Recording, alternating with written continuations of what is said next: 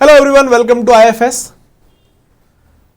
कई स्टूडेंट के माइंड में क्वेश्चन रहता है कि गेट एग्जाम के क्या बेनिफिट है, सीएसआर नेट और गेट में क्या डिफरेंस है, एंड क्या हम गेट एग्जाम क्वालिफाई करके फेलोशिप ले सकते हैं या फिर गेट एग्जाम और किस काम आता है, सीएसआर नेट के क्या क्या बेनिफिट्स है, इन सब पे हम बात करेंगे। कंपैरिजन करने वाला एक हेल्दी कंपैरिजन रहेगा सीएसआर नेट और गेट के बीच का। स्टार्ट करते हैं। सबसे पहले हम बात करते हैं कि सीएसआर नेट एग्जाम क्या है। सीएसआर नेट एग्जाम क्या है?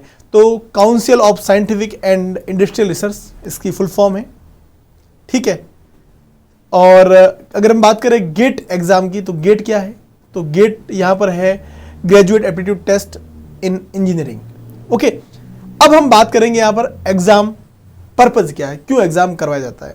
सबसे पहले अगर बात करें हम सीएसआर नेट की, तो सीएसआर नेट का एग्जाम है वो करवाया जाता है। इसके पीछे के रीजन ये है कि आपको जेआरएफ दे सके, ठीक है। और सेकंड ये है कि हायर एजुकेशन के अंदर जो असिस्टेंट प्रोफेसर या फिर कॉलेज लेक्चरर बनने के लिए जो मिनिमम एलिजिबिलिटी है वो नेट एग्जाम है, तो इसके लिए एलिजिबिलिटी के लिए एक ये टेस्ट करवाया जाता है। तो पर्पज है eligibility for junior research fellowship and assistant professorship.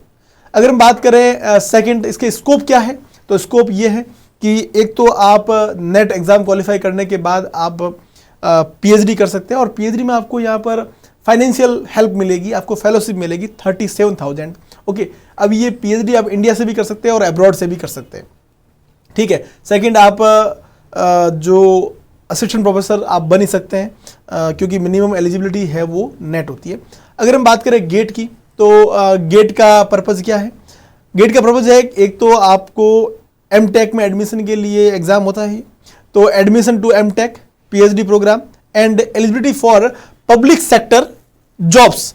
PSU में जॉब के लिए भी गेट का एग्जाम होता है, लाइक डीआरडीओ हो गया, इसरो हो गया, बार्क हो गया, ओएनजीसी हो गया, ठीक है। और भी बहुत सारी कंपनी है, पर फिजिक्स के अंदर मेनली ये जो अपने पास में डीआरडीओ वगैरह है, यहाँ पर आप है वो गेट एग्जाम क्वालिफाई करके है डायरेक्टली इंटरव्यू देके, और जो गेट का स्कोर होता है उससे आपका यहाँ सिलेक्शन हो सकता है। ओके, स्कोप क्या है? Also serve as a gateway to higher education and jobs in PSU and research institutes.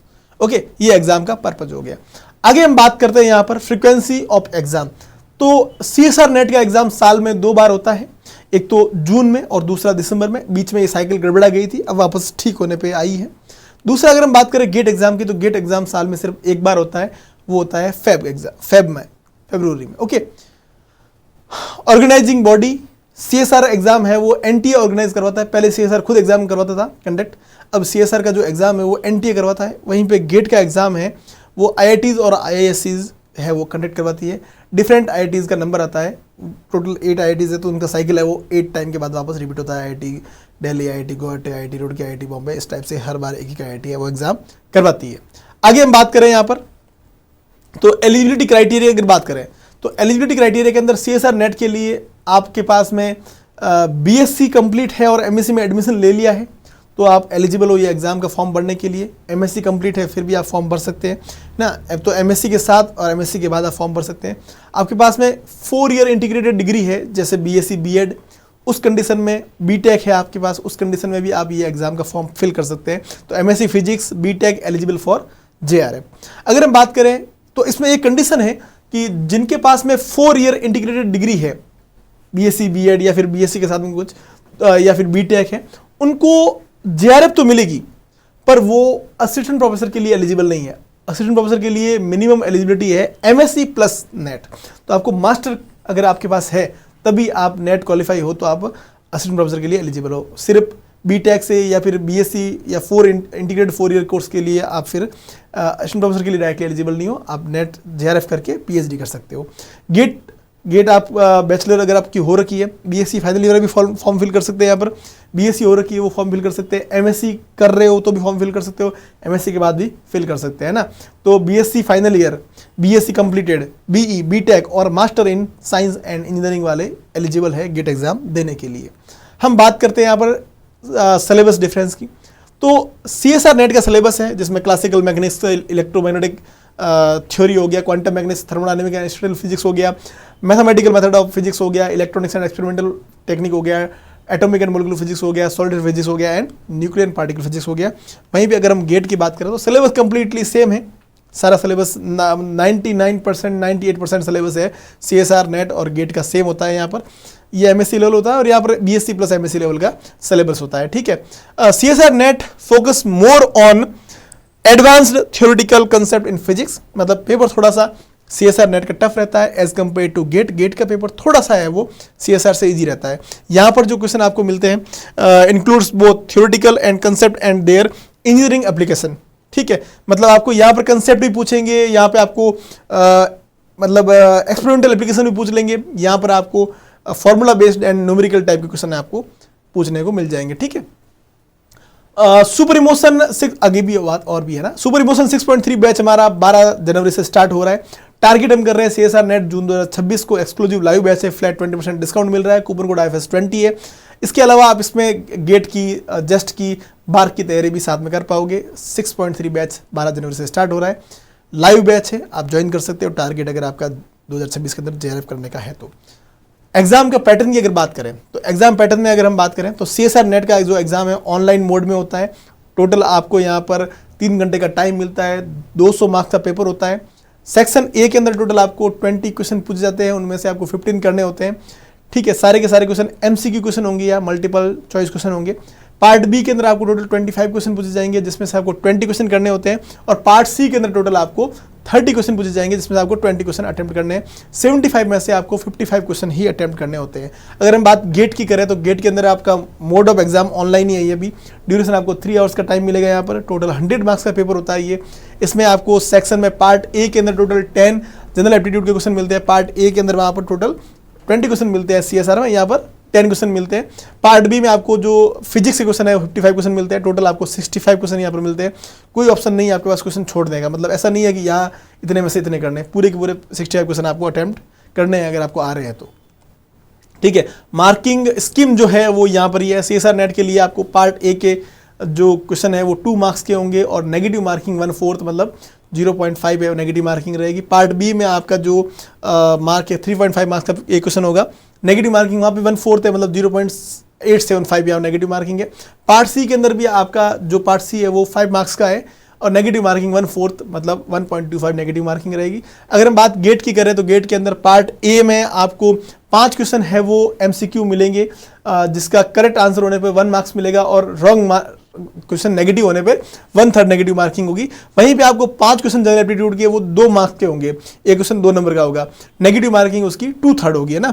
और पार्ट B के अंदर बात करें हम तो टोटल 55 क्वेश्चन पूछे जाएंगे, जिसमें से आपको multiple choice question, multiple select question and numerical answer type question भी इसमें इंक्लूड होंगे, जिसमें से 25 क्वेश्चन तो 25 क्वेश्चन है वो 1 मार्क्स के होंगे और 30 क्वेश्चन यहाँ पर 2 मार्क्स के होंगे। तो 30 × 2 60 प्लस 85 प्लस 15 यहाँ पर 100 मार्क्स का पेपर हो गया। लेवल ऑफ डिफिकल्टी की अगर बात करें तो CSR नेट का जो पेपर है ज़्यादा डिफिकल्ट रहता है as compare to GATE exam. Conceptual and calculation intensive, यहाँ पर इंटेंसिव क्वेश्चन पूछे जाते हैं यहाँ पर। वहीं पे अगर हम गेट की बात करें तो गेट के अंदर application and numerically focused with the analytical approach, मतलब यहाँ पर फॉर्मूला बेस्ड क्वेश्चन है वो ज़्यादा पूछे जाते हैं। तो कंपेरिजन की बात करें तो गेट का पेपर थोड़ा सा इजी रहता है as compare to CSR net, पर यहाँ पे आपको एनी टाइप के क्वेश्चन भी मिलेंगे, जबकि यहाँ पर सारे ऑप्शन वाले क्वेश्चन मिलते हैं। Career scope after exam, exam के बाद में क्या स्कोप है तो CSR नेट का स्कोप जो है, आप एक तो असिस्टेंट प्रोफेसर बनने के लिए एलिजिबल है, कॉलेज लेक्चर बनने के लिए एलिजिबल है, आप JRF आपको मिलेगी, फेलोशिप मिलेगी आपको 2 साल के लिए 37,000 और 3 साल के लिए SRF 42,000 पर मंथ मिलती है फेलोशिप। यहाँ पर आप PhD में एंट्री के लिए बेस्ट ऑप्शन है यहाँ पर। अगर हम बात करें यहाँ पर गेट की तो गेट के थ्रू आप MTech कर सकते हो, PhD में एडमिशन ले सकते हो। गेट में भी आपको फेलोशिप मिलती है जो CSR देता है, ठीक है। और IIT ज़्यादा है वो गेट स्टूडेंट्स को प्रीफर करती है और उनको है वो अपने प्रोजेक्ट में से फेलोशिप देती है। और साथ ही साथ हम डायरेक्ट रिक्रूटमेंट भी आती है PSU कंपनी के अंदर, तो वहाँ पे इंटरव्यू बेस्ड सिलेक्शन होता है, गेट के स्कोर पे सिलेक्शन होता है। तो ये अपॉर्चुनिटीज़ है गेट एग्जाम क्वालिफाई करने के बाद और CSR क्वालिफाई करने के बाद। ओके, हमारी IFS की फ्री ऐप है जिसमें आपको free prime classes, PYQs, practice questions, paper analysis, exam syllabus, pattern cut off सारी चीज़ें मिल जाएगी। वेबसाइट विजिट कीजिए। और पॉपुलरिटी एंड कंपटीशन, अगर हम बात करें CSR नेट की तो CSR नेट में लगभग अभी थोड़े कम हुए हैं, 35,000 स्टूडेंट के आसपास यहाँ पर एग्जाम देते हैं स्टूडेंट्स पर साइकिल, और गेट एग्जाम में लगभग 25,000 स्टूडेंट है फॉर्म फिल करते हैं, और थोड़ा कंपटीशन यहाँ पर कम है गेट में as compare to CSR net.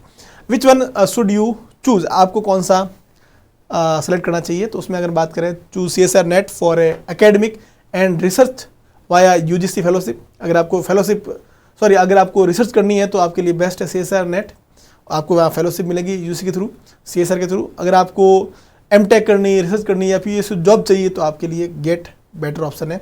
CSR net का जो JRF का सर्टिफिकेट है वो 2 साल के लिए वैलिड है। अगर UGC का आपको JRF का सर्टिफिकेट मिला वो 3 साल के लिए वैलिड है।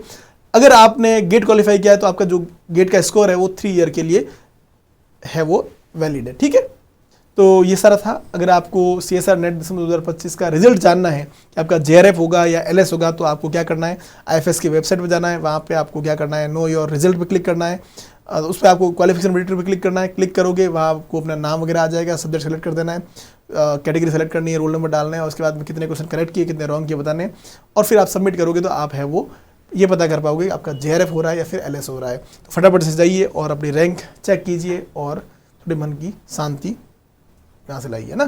तो अपने दोस्तों को जरूर शेयर करें, ये कंपैरिजन था, और अब आप कमेंट कीजिए कि आपको ज़्यादा बेटर कौन सा लगता है। Okay, thank you so much, मिलते हैं नेक्स्ट वीडियो के अंदर। और हाँ, जो ये हमारा सुपर इमोशन 6.3 जो बैच है हमारा एक्सक्लूसिव लाइव बैच, ये आप जरूर ज्वाइन कीजिएगा, अपने दोस्तों को जरूर बताइएगा। 12 जनवरी से बैच हमारा स्टार्ट हो रहा है। Okay, thank you so much, मिलते हैं, थैंक यू।